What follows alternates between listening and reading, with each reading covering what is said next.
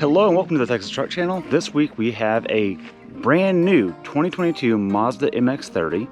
And a little tidbit here, it's only available in California for sale, but they have been kind enough to bring it to Texas to let us and some other journalists give it a try.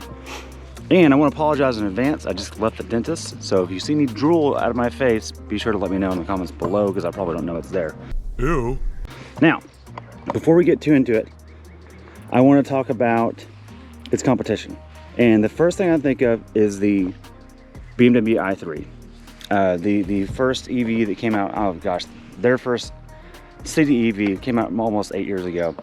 This reminds me of it, and it really comes down to the clamshell doors that go in the back. They open up for the back seat. It reminds me of that, and I've parked next to one a few times, and it is a lot closer in size than you think. Now, the bones of this thing, it is based on the CX-30 platform, which gives you the 2.5 liter and the 2.5 liter turbo option in the gas trim. This is EV only. A few details on it. This makes 143 horsepower and 200 foot-pounds of torque. That's the more important number here. It has I think it's a 30 kilowatt battery, which is not great in the EV world in terms of distance. But you know, as a city runabout, it's been great. I've had a good time with it on that. And really, before people tear into it too much, just the use of this thing, this is definitely going to be a city runabout. This is not going to be your full replacement for a gas car. If you need to go on distance, that might be a problem. Now, Mazda has a solution for you. If you buy this car and you live in LA and you're on the West Coast and you have to go do a road trip, they can provide you a Mazda CX-9 or something comparable to get you where you need to go. So that's good to know. There's a solution for that. Now, looks. I think it looks killer. In fact, it's weird when you're driving it and you're in the cab, it almost feels like a Toyota FJ, which sounds weird, but the windshield seems more vertical than other Mazdas. Good visibility, and then the rear hatch is cool too. It slips back, but it looks really good. I love the little electric label here and the Mazda placard there. Really cool. The wheels also are 17-inch wheels, and stay tuned for the full review. We are going to get this in the shop and get into all those details and talk about that, including chassis, suspension, powertrain, all the goods. But you do keep a good hatchback here. Let's check that out. You do lose the power lift gate that you get on some Mazdas, and that is to conserve battery life, which makes sense. They all come with the SkyActiv power cord. It's a 110 outlet. It's a level 1 charger. It does take some time to work, but if you come home and you've got maybe half battery life or maybe 30% battery life, you'll be almost full by the next morning, which is more than you'll probably need anyways. Now, one of the Mazda treats I really like is that the turn signals pulse like a heartbeat. They're not just on and off. That's kind of cool. That's not MX-30 specific, but I do like it a lot. I did find that in my use, I have a 30-mile drive round trip. By the time I got home, it was down to about 50 miles or 60 miles of range left. But that's with a heavy foot and a lot of highway. So EVs are better in the city than they are in sustained highways, so keep that in mind. Now, the trick to this, or the cool part of this, is the interior. And this is something that a lot of EVs either overdo or underdo. I think Mazda has hit it just right. Starting with the door panel, you have what looks like a felt or a mouse fur right here material. I'm sure that's recycled of some sort. Traditional plastic panel in the middle. And you look right there, what do you see? That is cork.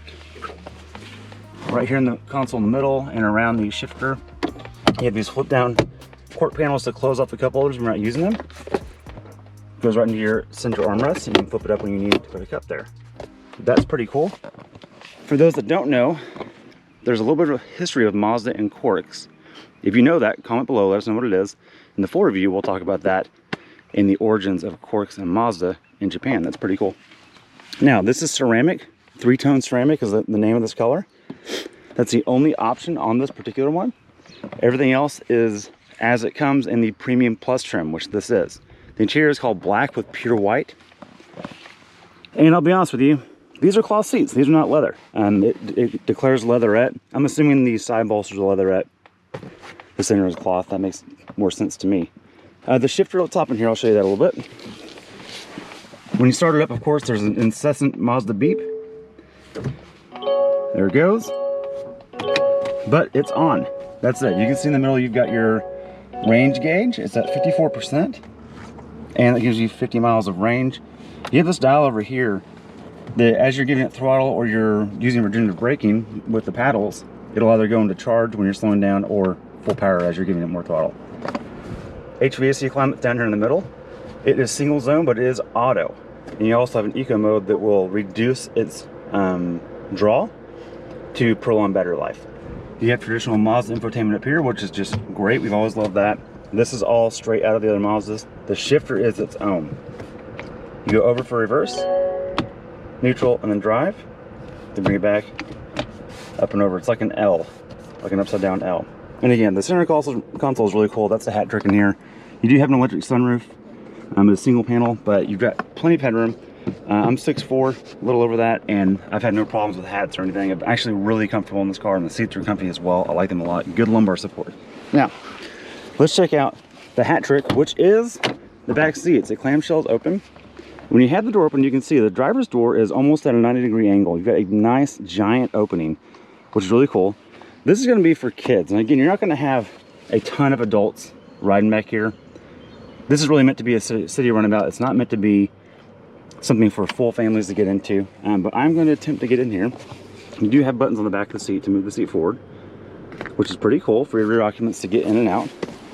Okay, there we go. And look, headroom is definitely debatable.